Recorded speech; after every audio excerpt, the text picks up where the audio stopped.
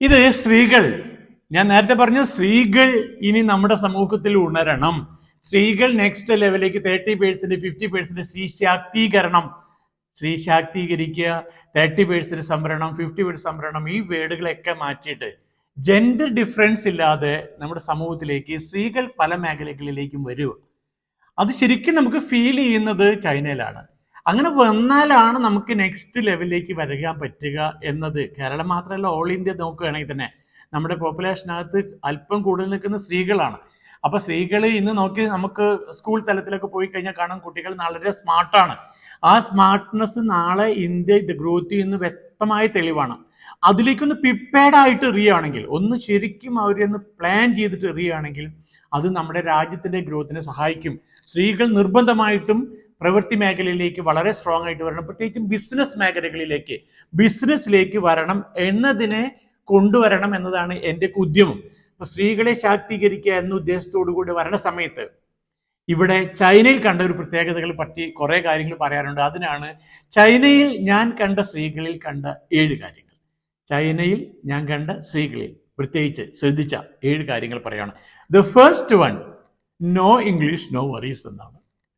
No English no worries.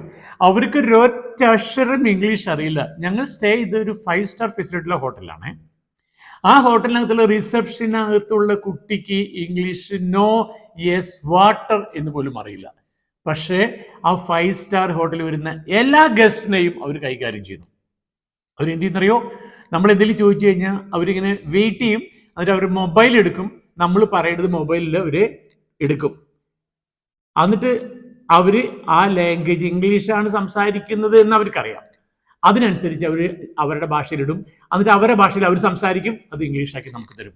ഇത് വെള്ളം ചോദിക്കുവാണെങ്കിലും അത് കുറച്ച് ഡിലേ വരുന്നുണ്ട്, എന്നാലും അത് അവർ തരും. അതിന് യാതൊരു മടിയുമില്ല, അതിന് സമയം എടുക്കുന്ന ഒരു പ്രയാസമില്ല. നമ്മുടെ ആവശ്യം എന്താണ് എന്നതാണ് അവർ നോക്കുന്നത്, അല്ലാതെ ലാംഗ്വേജ് അല്ല നോക്കുന്നത്. ഇത് നമ്മുടെ വലിയൊരു വറിയല്ലേ. ഇതിനാണ് ഞാൻ ഇട്ടത് നോ ഇംഗ്ലീഷ് നോ വറീസ്. നമ്മുടെ ഏറ്റവും വലിയ ചലഞ്ചാണ്, നമുക്ക് ഇന്ന അറിവില്ല, ഇന്ന നോളേജ് ഇല്ല, ഇന്ന സ്കിൽ എനിക്കില്ല, അത് എങ്ങനെയാ ചെയ്യുക എന്ന് പറഞ്ഞിട്ട് ഒരു കൈമലത്തുന്ന പ്രകൃതം നമ്മുടെ സ്ത്രീകൾക്കുണ്ട്. കുറ്റം പെടുത്തലായി തോന്നണ്ട. പലപ്പോഴും പുരുഷൻ ഇത് ചെയ്യുന്നുണ്ട്, കാരണം അവന് വേറെ മാർഗമില്ല എന്നതുകൊണ്ട് കളിക്കുന്ന മാർഗം കളിയാണ് പുരുഷൻ കളിക്കുന്നത്.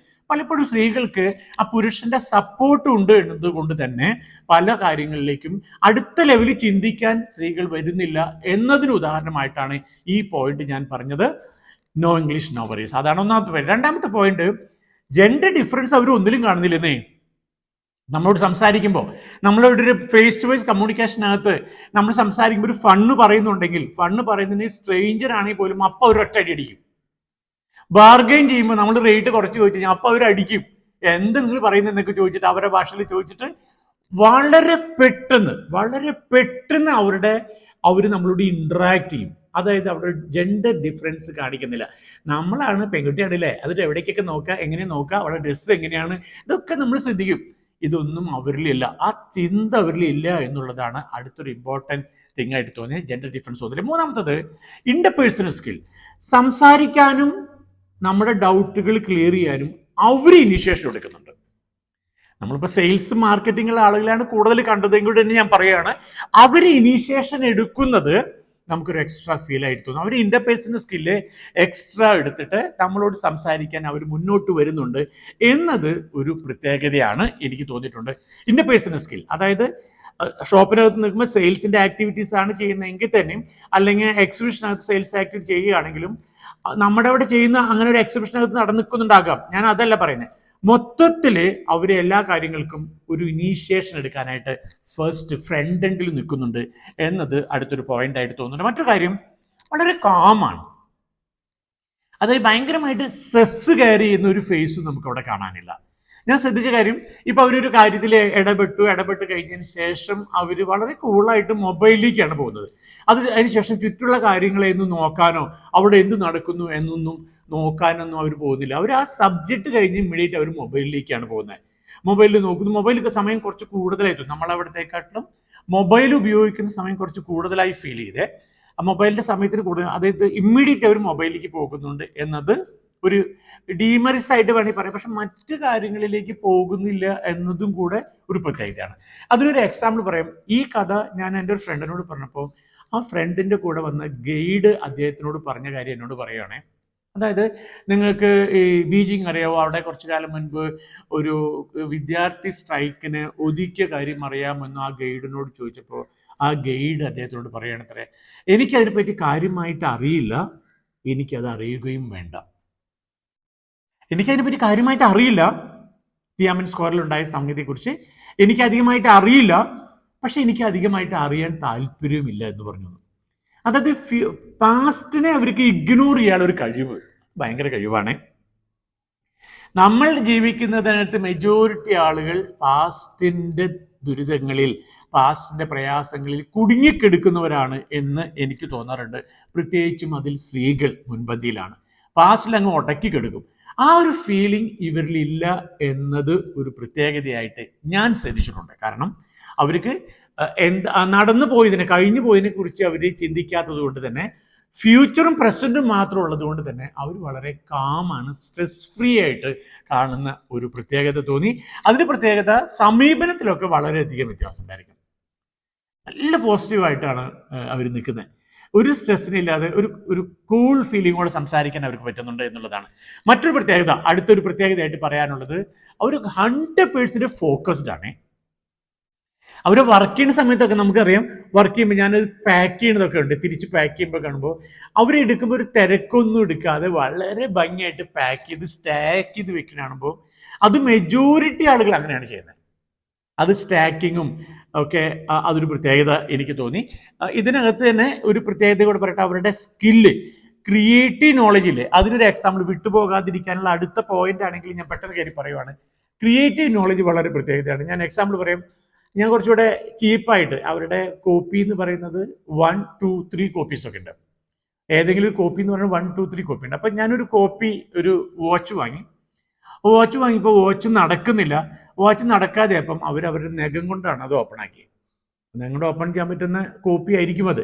പക്ഷെ അതിനുള്ള മെഷീനൊക്കെ അവർ ഫിറ്റ് ചെയ്ത് അവരെ നഖം കൊണ്ട് തന്നെയാണ്. വളരെ കൂളായിട്ട് മെഷീനൊക്കെ ഫിറ്റ് ചെയ്ത് ആ മെഷീൻ വർക്കില്ല, മെഷീൻ മാറ്റി വേറെ മെഷീൻ വെച്ച് അടച്ച് ഭംഗിയായിട്ട് തന്നിട്ട് ഓക്കെ ഇസ് വർക്കിംഗ് എന്ന് പറഞ്ഞു. അതവരുടെ ക്രിയേറ്റീവ് തിങ്കിങ് അല്ലെങ്കിൽ ക്രിയേറ്റീവ് വേ ഓഫ് സ്കില്ലുണ്ടല്ലോ, ക്രിയേറ്റീവ്, അതായത് ഒരു extra eager to know more അല്ലെങ്കിൽ പുതുമയിലേക്കുള്ള അവരുടെ ഒരു കാഴ്ചപ്പാട് നമ്മളെക്കാൾ വലുതായിട്ട് എനിക്ക് തോന്നിയൊരു പ്രത്യേകതയാണ്.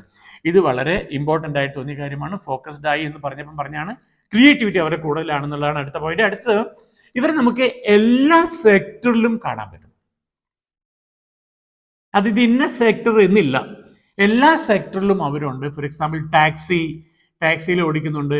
ടാക്സിയിലൊക്കെ നമുക്കറിയാം, ഒരു പക്ഷേ ജെൻസ് സംസാരിക്കുന്നേക്കാൾ കൂടുതൽ സംസാരിക്കാനും, നമുക്ക് ട്രാവൽ ചെയ്യുമ്പോൾ അവരുടെ കയ്യിലുള്ള സ്വീറ്റ്സ് തരാനും, അവർ കഴിച്ചുകൊണ്ടിരിക്കുന്ന സ്വീറ്റ്സ് നമുക്ക് തരാനും, എവിടെ നിന്നാണെന്ന് ചോദിക്കാനും ഒക്കെ കുറച്ചുകൂടെ ഇനീഷ്യേഷൻ എക്സ്ട്രാ എടുക്കുന്നത്. ഞങ്ങളൊരു പാർക്കിൽ പോയി, അപ്പം നമ്മുടെ കൂടെ നിന്ന് ഫോട്ടോ എടുക്കണം എന്ന് നമ്മുടെ അടുത്ത് വന്ന് റിക്വസ്റ്റ് ചെയ്തത് ഗേൾസാണ്.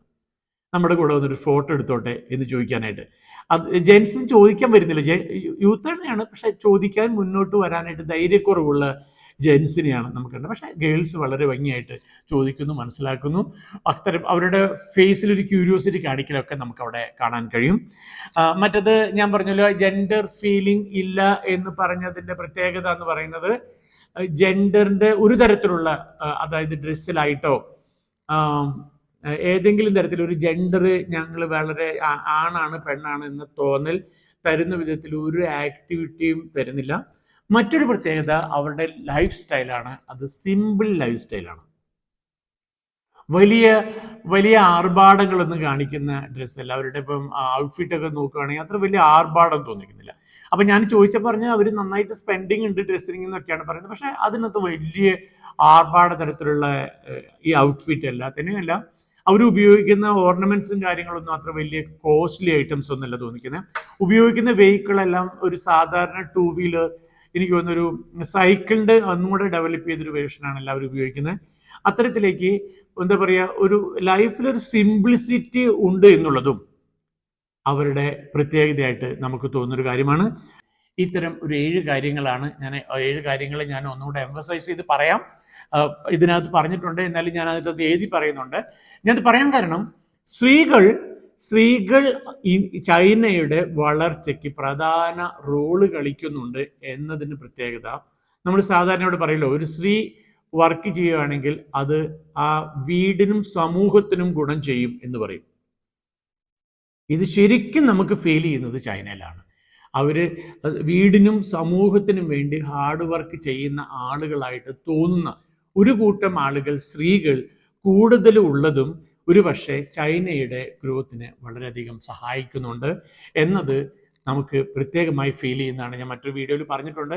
ഒരു സ്കൂൾ ടൈമിംഗ് അടക്കമുള്ള ഇൻഫ്രയുടെ വ്യത്യാസം, റൂൾസ് ആൻഡ് റെഗുലേഷൻസ് എല്ലാം അവിടെ ചൈനയിലുണ്ടെങ്കിൽ അതെല്ലാം ശരിക്ക് പ്രവൃത്തി മേഖലയിലേക്ക് കൊണ്ടുവന്ന് ഉപയോഗിക്കുന്നു കൊണ്ടായിരിക്കാം, അതും സ്ത്രീകൾ അതിൽ മുൻപന്തിയിൽ നിൽക്കുന്നത് കൊണ്ടും കൂടി ആയിരിക്കാം ഒരുപക്ഷെ ചൈന ഉന്നതിയിലേക്ക് വരുന്നത്.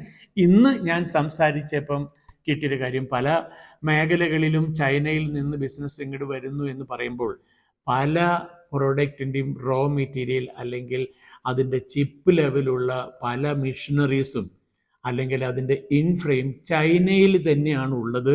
അതുകൊണ്ട് തന്നെ ചൈനയിൽ നിന്ന് വാങ്ങിയിട്ടാണ് പലപ്പോഴും പലതരത്തിലുള്ള അസംബ്ലി നമ്മുടെ നാട്ടിൽ നടക്കുന്നത്. അതായത് ഇപ്പോഴും റോ മെറ്റീരിയലും അതിൻ്റെ ചിപ്പ് ലെവലുള്ള ആധുനിക രീതിയിലുള്ള മിഷനറീസ് നമ്മുടെ നാട്ടിൽ എത്താത്തത് നമ്മുടെ ഇൻഫ്ര ഡെവലപ്മെൻറ്റിൻ്റെ വലിയ ന്യൂനതയായിട്ട് തന്നെ കുറവായിട്ട് തന്നെ കാണണം. അത്തരം ഇൻഫ്രാസ് ഉള്ളത് കൊണ്ടും അവരുടെ ക്രിയേറ്റിവിറ്റി ഉള്ളത് കൊണ്ടും അതിലേക്ക് വളരെ പ്രൊഡക്റ്റീവായിട്ടൊരു ജനത ഉള്ളത് കൊണ്ടും ഒക്കെ കൂടിയാണ് ചൈന എന്ന സാമ്രാജ്യം ഈ ലോകത്തിന് മുഴുവൻ അറിയുന്ന തരത്തിലേക്ക് വലുതായിക്കൊണ്ടിരിക്കുന്നത് എന്ന തിരിച്ചറിവ് നമ്മുടെ നിയമങ്ങളിലും നമ്മുടെ രാഷ്ട്രീയങ്ങളിലും നമ്മുടെ നേതാക്കളിലും നമ്മുടെ സമൂഹത്തിലും നമ്മുടെ ജനങ്ങളിലും ഉണ്ടാകുകയാണെങ്കിൽ നമുക്കും വളരെ വളരെ പെട്ടെന്ന് ചൈനയ്ക്ക് അപ്പുറത്തേക്ക് ഇൻഫ്ര ഡെവലപ്പ് ചെയ്യാനും വലുതാകാനും കഴിയും. അതിനുള്ളൊരു മാൻ പവർ അല്ലെങ്കിൽ ക്രിയേറ്റിവിറ്റി, ഊർജ്ജസ്വലത ഉള്ള സമൂഹം തന്നെയാണ് നമ്മുടേത്. അതിലേക്കൊരു ഒരുക്കുന്ന ഇൻഫ്രയാണ് ഇമ്പോർട്ടൻ്റ്. അതിൽ സ്ത്രീകളുടെ പങ്ക് വളരെ വലുതാണ് എന്നത് പറയാനാണ് ഈ video. Thank you very much.